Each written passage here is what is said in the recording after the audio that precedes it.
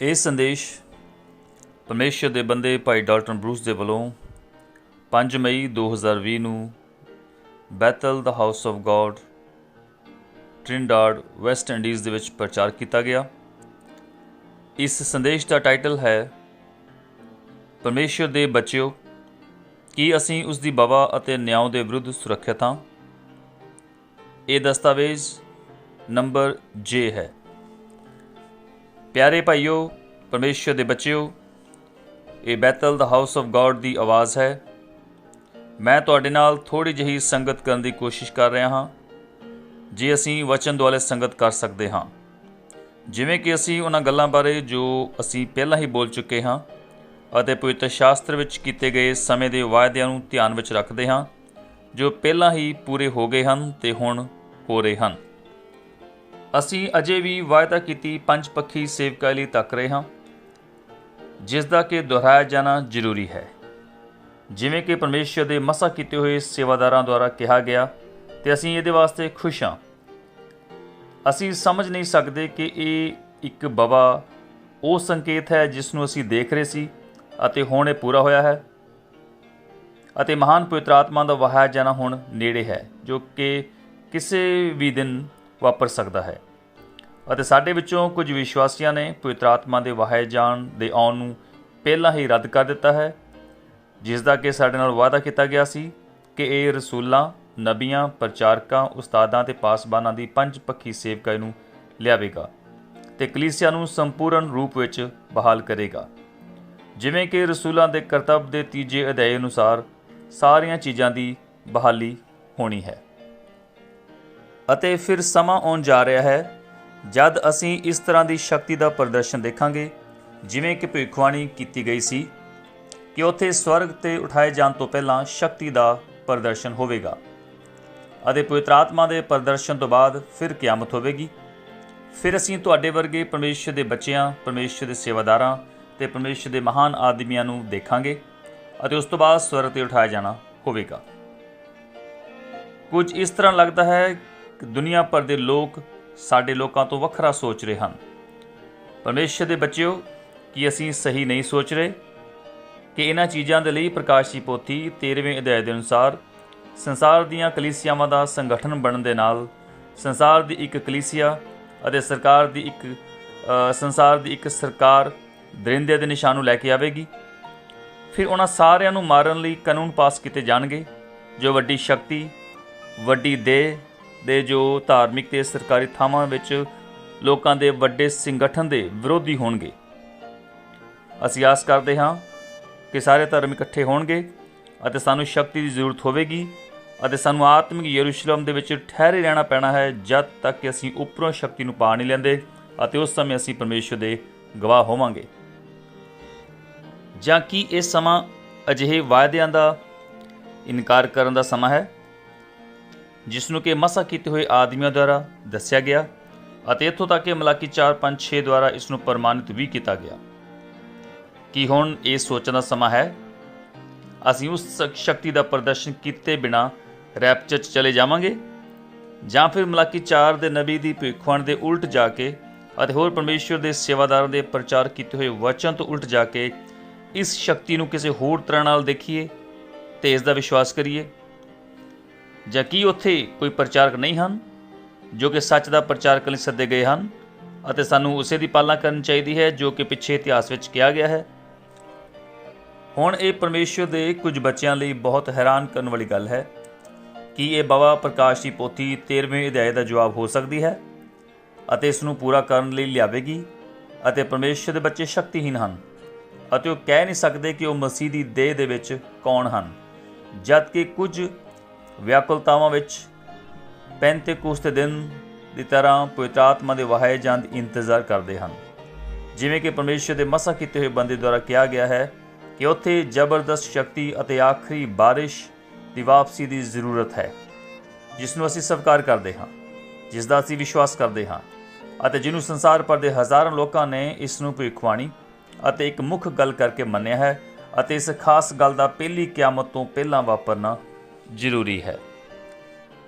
ਇਸ ਲਈ ਅਸੀਂ ਪਹਿਲੀ ਕਿਆਮਤ ਵਿੱਚ ਵਿਸ਼ਵਾਸ ਕਰਦੇ ਹਾਂ ਅਤੇ ਸੰਸਾਰ ਭਰ ਵਿੱਚ ਬਹੁਤ ਸਾਰੇ ਪਹਿਲੀ ਕਿਆਮਤ ਦਾ ਵਿਸ਼ਵਾਸ ਕਰਦੇ ਹਨ, ਪਰ ਉੱਥੇ ਪਵਿੱਤਰ ਸ਼ਾਸਤਰ ਵਿੱਚ 5 ਕਿਆਮਤਾਂ ਬਾਰੇ ਬੋਲਿਆ ਗਿਆ ਹੈ। ਸ਼ਕਤੀ ਦੇ ਪ੍ਰਦਰਸ਼ਨ ਅਤੇ ਪੈਂਤੇਕੁਸਤ ਦੀ ਵਾਪਸੀ ਤੋਂ ਬਾਅਦ ਪਹਿਲੀ ਕਿਆਮਤ ਪਰਮੇਸ਼ਰ ਦੇ ਲੋਕਾਂ ਨੂੰ ਉੱਪਰ ਲਿਆਉਣ ਜਾ ਰਹੀ ਹੈ। ਇਸ ਦੇ ਨਤੀਜੇ ਵਜੋਂ ਸਾਡੇ ਕੋਲ ਅੱਜ ਰੈਵਲੇਸ਼ਨ 10:1 ਹੈ ਅਤੇ ਰੈਵਲੇਸ਼ਨ 10:1 ਮਸਾ ਕੀਤੇ ਹੋਏ ਸੰਦੇਸ਼ਵਾਹਕ ਅਤੇ ਹੋਰ ਸੰਦੇਸ਼ਵਾਹਕਾਂ ਦੁਆਰਾ ਪ੍ਰਮਾਣਿਤ ਕੀਤਾ ਗਿਆ ਹੈ ਕਿ ਇਹ ਮਸੀਹ ਦੀ ਆਮਦ ਸੀ ਅਤੇ ਇਹ ਲਿਖਿਆ ਗਿਆ ਸੀ ਅਤੇ ਇਹਦੇ ਬਾਰੇ ਭਵਿੱਖਬਾਣੀ ਕੀਤੀ ਗਈ ਸੀ ਕਿ ਇਹ ਆਤਮਿਕ ਰੂਪ ਵਿੱਚ ਮਸੀਹ ਦੀ ਆਮਦ ਸੀ, ਜਦਕਿ ਯਿਸੂ ਅਜੇ ਕੁਰਬਾਨੀ ਦੀ ਜਗਵੇਦੀ ਉੱਪਰ ਹੈ।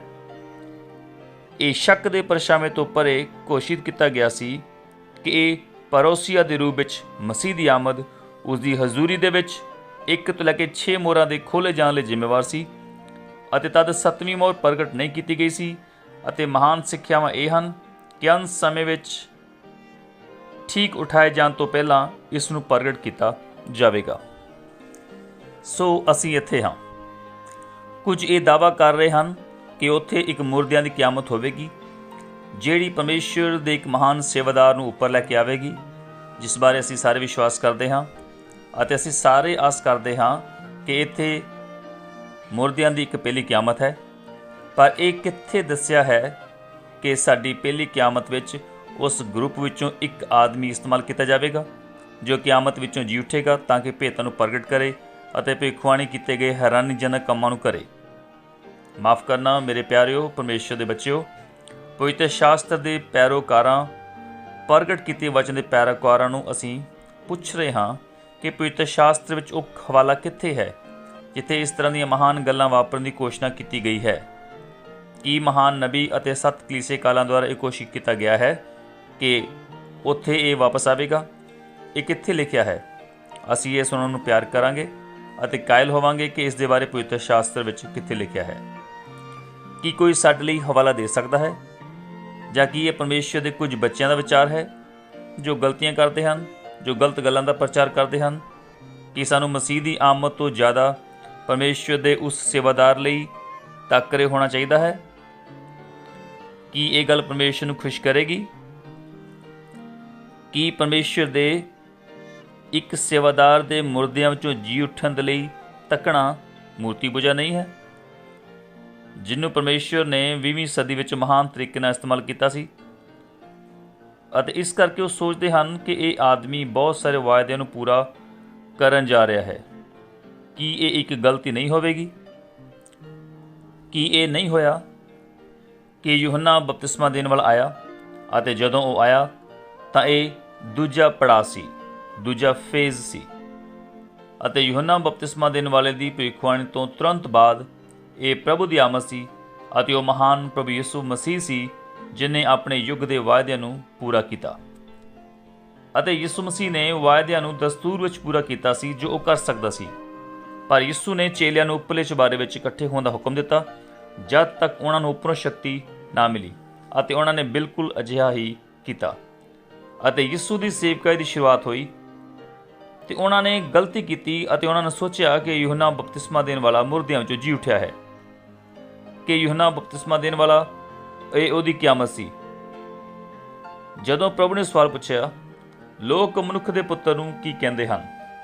ਉਹਨਾਂ ਕਿਹਾ, ਕਈ ਕਹਿੰਦੇ ਹਨ ਕਿ ਤੂੰ ਯੂਹੰਨਾ ਬਪਤਿਸਮਾ ਦੇਣ ਵਾਲਾ ਹੈ ਜੋ ਮੁਰਦਿਆਂ ਵਿੱਚੋਂ ਜੀ ਉੱਠਿਆ ਹੈ।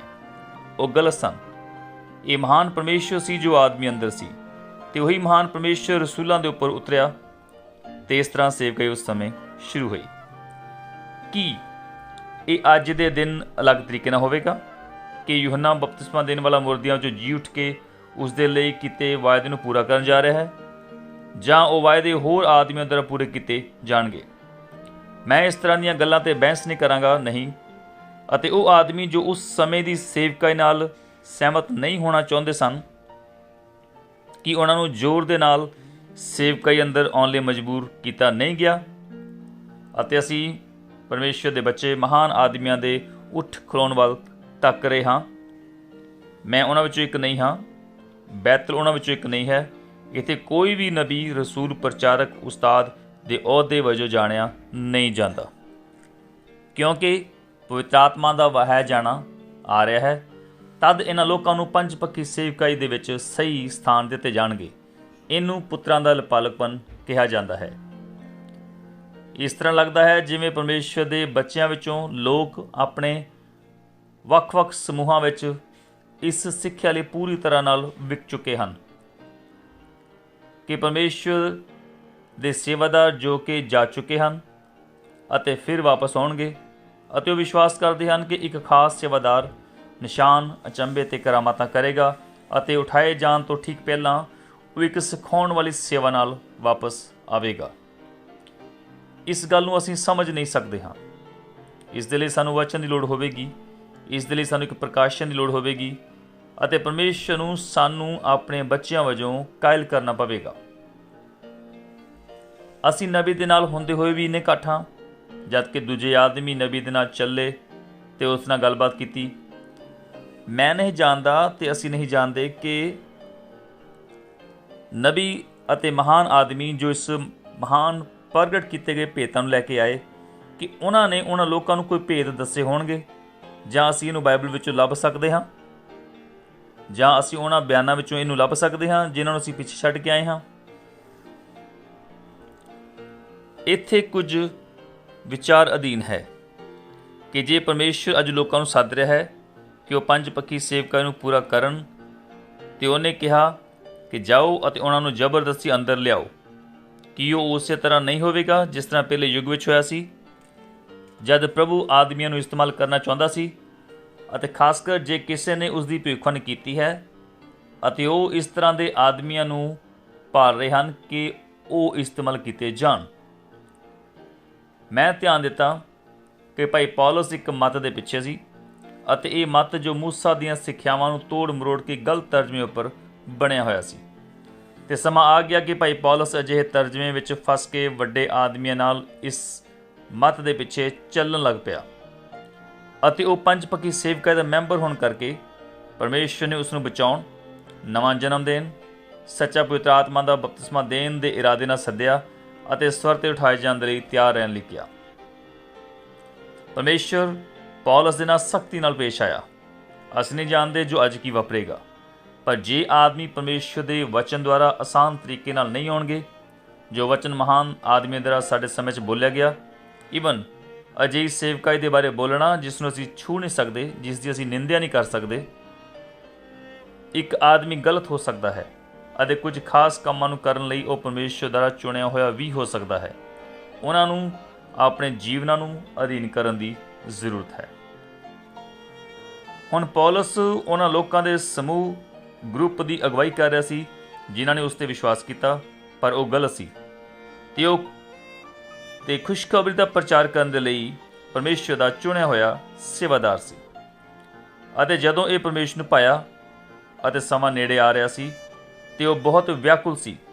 ਕੋਈ ਵੀ ਪੌਲਸ ਨੂੰ ਕੁਝ ਨਹੀਂ ਕਹਿ ਸਕਦਾ ਸੀ, ਕੋਈ ਵੀ ਉਸ ਨੂੰ ਸਮਝਾ ਨਹੀਂ ਸਕਦਾ ਸੀ ਕਿ ਉਹ ਗਲਤ ਸੀ, ਅਤੇ ਉਹ ਹੇਠਾਂ ਨੂੰ ਦਮਿਸ਼ਕ ਦੇ ਰਾਹ 'ਤੇ ਉਹਨਾਂ ਲੋਕਾਂ ਨੂੰ ਸਤਾਉਣ ਲਈ ਗਿਆ ਜੋ ਮਸੀਹ ਦੇ ਪਿੱਛੇ ਚੱਲ ਰਹੇ ਸਨ। ਹਾਂ, ਸਵਰਗ ਦਾ ਮਹਾਨ ਪਰਮੇਸ਼ਵਰ ਇਹ ਤਰੀਕਾ ਅਤੇ ਉਦਾਹਰਣ ਹੈ ਕਿ ਕਿਵੇਂ ਪਰਮੇਸ਼ਰ ਆਪਣੇ ਸੇਵਾਦਾਰਾਂ ਨੂੰ ਲਿਆਉਂਦਾ ਹੈ। ਮੈਂ ਆਸ ਕਰਦਾ ਹਾਂ ਅੱਜ ਇਹ ਸਮਝਣਾ ਸੌਖਾ ਹੋ ਜਾਵੇਗਾ ਕਿ ਜਦ ਉਸ ਨੂੰ ਅੱਗ ਦਾ ਖੰਭਾ ਵਿਖਾਈ ਦਿੱਤਾ ਅਤੇ ਇੱਕ ਆਵਾਜ਼ ਬੋਲੀ ਤੇ ਕਿਹਾ, ਪ੍ਰੈਣ ਦੀ ਆਰ ਉੱਤੇ ਲੱਤ ਮਾਰਨੀ ਤੇਰੇ ਲਈ ਔਖੀ ਹੈ, ਤੇ ਪੌਲਸ ਅੰਨਾ ਹੋ ਕੇ ਥੱਲੇ ਡਿੱਗ ਪਿਆ। ਅਤੇ ਫਿਰ ਉਸਨੇ ਆਗਿਆ ਨੂੰ ਮੰਨਿਆ ਤੇ ਨਬੀ ਕੋਲ ਗਿਆ ਅਤੇ ਉਹਨੇ ਪਵਿੱਤਰ ਆਤਮਾ ਹਾਸਲ ਕੀਤਾ, ਅਤੇ ਉਹ ਇੱਕ ਵਿਸ਼ਵਾਸੀ ਤੇ ਇੱਕ ਪ੍ਰਚਾਰਕ ਬਣ ਗਿਆ। ਹੁਣ ਸਾਡੇ ਯੁੱਗ ਬਾਰੇ ਕੀ ਹੈ? ਕਿ ਤੁਸੀਂ ਇੱਕ ਕਹਾਣੀ ਨਹੀਂ ਸੁਣੀ, ਜਾਂ ਜੇ ਇਹ ਕਹਾਣੀ ਅਸੀਂ ਸੁਣੀ ਹੈ ਤਾਂ ਕੀ ਅਸੀਂ ਉਸ ਬਾਰੇ ਵਿਚਾਰ ਕੀਤਾ? ਇੱਥੇ ਅੱਜ ਇੱਕ ਮਹਾਨ ਆਦਮੀ ਸੱਦਿਆ ਗਿਆ ਸੀ ਅਤੇ ਉਸ ਦੀ ਛਾਤੀ ਅੰਦਰ ਇਹ ਬੁਲਾਹਟ ਸੀ, ਅਤੇ ਉਹ ਇਸ ਤੋਂ ਭੱਜ ਰਿਹਾ ਸੀ ਕਿਉਂਕਿ ਉਸ ਦੀ ਇੱਛਾ ਪੱਛਮ ਲਈ ਅਤੇ ਘੋੜਿਆਂ ਨੂੰ ਸੰਭਾਲਣ ਤੇ ਹੋਰ ਚੀਜ਼ਾਂ ਦੀ ਸੀ, ਮੈਂ ਨਹੀਂ ਜਾਣਦਾ। ਪਰ ਫਿਰ ਉਸ ਨੂੰ ਉਸ ਦੇ ਸਥਾਨ ਵਿੱਚ ਰੱਖਣ ਲਈ ਇੱਕ ਮਹਾਨ ਅਚੰਭਾ ਵਾਪਰਿਆ, ਅਤੇ ਪਰਮੇਸ਼ਰ ਨੇ ਉਸ ਨੂੰ ਉਸ ਦੇ ਆਪਣੇ ਦੋਸਤ ਦੁਆਰਾ ਗੋਲੀ ਮਾਰਨ ਦਿੱਤੀ, ਅਤੇ ਇਹ ਇਸ ਤਰ੍ਹਾਂ ਚੱਲਦਾ ਰਿਹਾ ਜਦ ਤੱਕ ਪਰਮੇਸ਼ਰ ਦਾ ਇਹ ਸੇਵਾਦਾਰ ਨਰਕ ਨਹੀਂ ਜਾ ਰਿਹਾ ਸੀ। ਉਹ ਪਰਮੇਸ਼ਰ ਦਾ ਨਰਕ ਵਿੱਚ ਸੁੱਟਿਆ ਗਿਆ ਸੀ, ਅਤੇ ਜਦ ਉਹ ਨਰਕ ਵਿੱਚ ਪਹੁੰਚਿਆ ਉਹ ਰੋਇਆ, ਉਹਨੇ ਮਾਂ ਪਿਓ ਭਰਾ ਨੂੰ ਪੁਕਾਰਿਆ, ਅਤੇ ਉੱਥੇ ਇਸ ਆਦਮੀ ਲਈ ਕੋਈ ਮਦਦ ਨਹੀਂ ਸੀ। ਤੇ ਤਦ ਪਰਮੇਸ਼ਰ ਨੇ ਉਸ ਉੱਪਰ ਆਪਣੇ ਕੋੜੇ ਦਾ ਇਸਤੇਮਾਲ ਕੀਤਾ। ਤੇ ਉਹਨੂੰ ਨਰਕ ਤੋਂ ਬਾਹਰ ਲਿਆਂਦਾ ਤੇ ਇੱਕ ਸਮੇਂ ਬਾਅਦ ਪਰਮੇਸ਼ਵਰ ਨੇ ਉਹਨੂੰ ਚੰਗਾ ਕਰ ਦਿੱਤਾ। ਜਦ ਪਰਮੇਸ਼ਵਰ ਨੇ ਉਹਨੂੰ ਉਸ ਦੇ ਮਲਾਕੀ 4:5-6 ਦੇ ਸਥਾਨ ਨੂੰ ਪੂਰਾ ਕਰਨ ਲਈ ਦੁਬਾਰਾ ਬੁਲਾਇਆ ਤਾਂ ਉਹਨੇ ਪਰਮੇਸ਼ਵਰ ਦੀ ਆਗਿਆਕਾਰੀ ਕੀਤੀ। ਪਰਮੇਸ਼ਵਰ ਦੇ ਪਿਆਰੇ ਬੱਚਿਓ, ਪਰਮੇਸ਼ਵਰ ਨੇ ਸੇਵਾਦਾਰਾਂ ਦੀ ਪੰਜਪੱਖੀ ਸੇਵਕਾਂ ਨੂੰ ਪਹਿਲਾਂ ਤੋਂ ਠਹਿਰਾਇਆ ਹੋਇਆ ਹੈ। ਅਸੀਂ ਪਰਮੇਸ਼ਵਰ ਦੀ ਬੁਲਾਹਟ ਨੂੰ ਤੁੱਛ ਜਾਣਨਾ ਨਹੀਂ ਚਾਹੁੰਦੇ ਤੇ ਬਜਾਏ ਕਿ ਇਹਨੂੰ ਇੱਕ ਆਦਮੀ ਦੀ ਕਿਆਮਤ ਕਹੀਏ, ਨਹੀਂ। ਅਸੀਂ ਪਵਿੱਤਰ ਸ਼ਾਸਤਰ ਵਿੱਚ ਪੜ੍ਹਦੇ ਹਾਂ ਜਿੱਥੇ ਪਰਮੇਸ਼ਵਰ ਤੁਹਾਡੇ ਨਾਲ ਸਖਤੀ ਨਾਲ ਪੇਸ਼ ਆ ਸਕਦਾ ਹੈ ਅਤੇ ਪੌਲਸ ਅਤੇ ਆਖਰੀ ਦਿਨ ਦੇ ਮਲਾਕੀ 4-5-6 ਵਾਂਗ ਤੁਹਾਨੂੰ ਬੇਰਹਿਮੀ ਨਾਲ ਕੁੱਟ ਸਕਦਾ ਹੈ। ਫਿਰ ਕਿਉਂ ਨਾ ਤੁਸੀਂ ਜ਼ਿਆਦਾ ਧਿਆਨ ਦਿਓ ਅਤੇ ਸਮਝਦਾਰ ਬਣੋ ਤੇ ਪਵਿੱਤਰ ਸ਼ਾਸਤਰ ਦੀ ਖੋਜ ਕਰੋ ਅਤੇ ਪਰਮੇਸ਼ਵਰ ਦੇ ਅਧੀਨ ਹੋਵੋ ਅਤੇ ਪ੍ਰਾਰਥਨਾ ਕਰੋ ਜਿਸ ਤਰ੍ਹਾਂ ਪਹਿਲਾਂ ਕਦੇ ਨਹੀਂ ਕੀਤੀ। ਕੀ ਤੁਸੀਂ ਇਸ ਛੋਟੇ ਭਰਾ ਦੀ ਸਲਾਹ ਨੂੰ ਨਹੀਂ ਲਵੋਗੇ? ਇੱਕ ਨਬੀ ਨਹੀਂ ਜਾਂ ਰਸੂਲ ਨਹੀਂ ਜਾਂ ਕੋਈ ਹੋਰ ਵੱਡਾ ਅਹੁਦਾ, ਜਿਵੇਂ ਕਿ ਅਸੀਂ ਪੁੱਤਰਾਂ ਦੇ ਲਿਪਾਲਕਪਨ ਦੀ ਉਡੀਕ ਕਰ ਰਹੇ ਹਾਂ।